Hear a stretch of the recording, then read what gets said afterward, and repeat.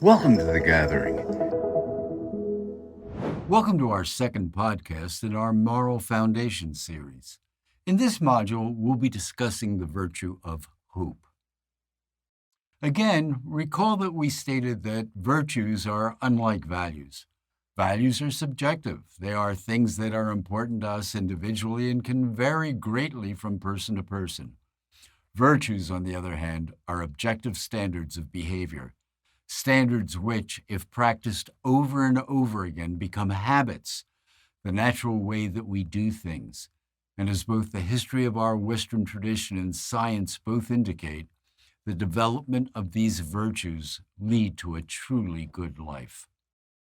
In our last podcast on faith, we defined faith as a sense of trust in things that cannot be perceived by our senses, a certainty most often associated with a certainty in the existence of a transcendent dimension, and more specifically, in the existence of a loving creator of the universe that we refer to as God.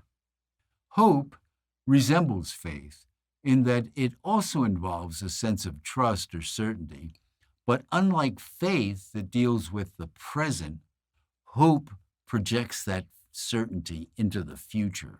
The word hope is one of the most often misused terms in daily conversations.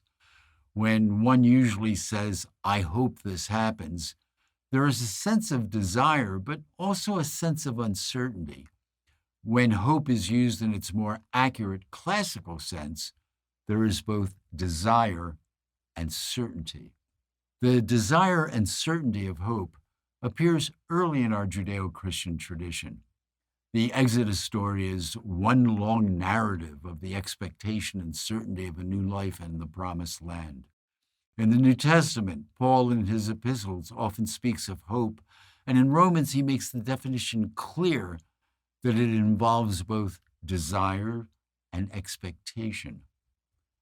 Now, hope that is seen is not hope. For who hopes for what is seen?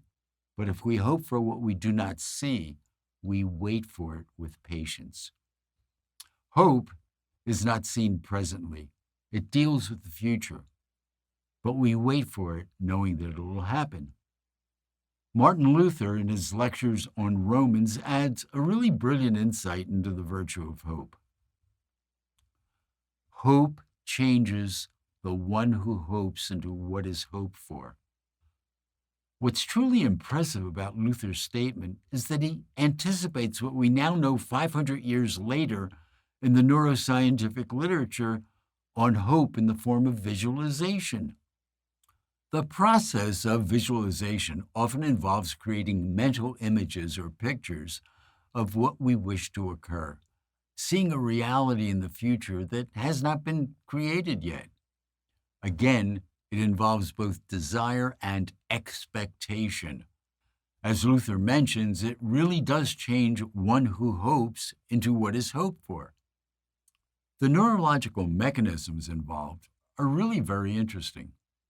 First, one of the great barriers to the creation of a more hopeful future is cynicism or a negative mindset. This is a natural evolutionary mechanism designed as a defensive strategy for a hostile world. Visualization counters this tendency, making what is hoped for seem realistic. The second mechanism involves how the brain sorts information that it receives. After we visualize, we not only become more creative in discovering new ways of achieving what is hoped for, but our brain also becomes more sensitive in selecting information that will support what is hoped for. You can think of visualization as hope in action. It's a powerful tool in creating the future. As history shows us, we often know things before we understand them. Hope is a virtue, and as such, we must keep in mind that it is a reality that can recreate our lives in the most positive ways. We have so much wisdom to live well in our Judeo-Christian heritage that we are just beginning to understand scientifically. There is so much power in our tradition, and in this series, we will continue to explore those virtues that will assure us of a good life.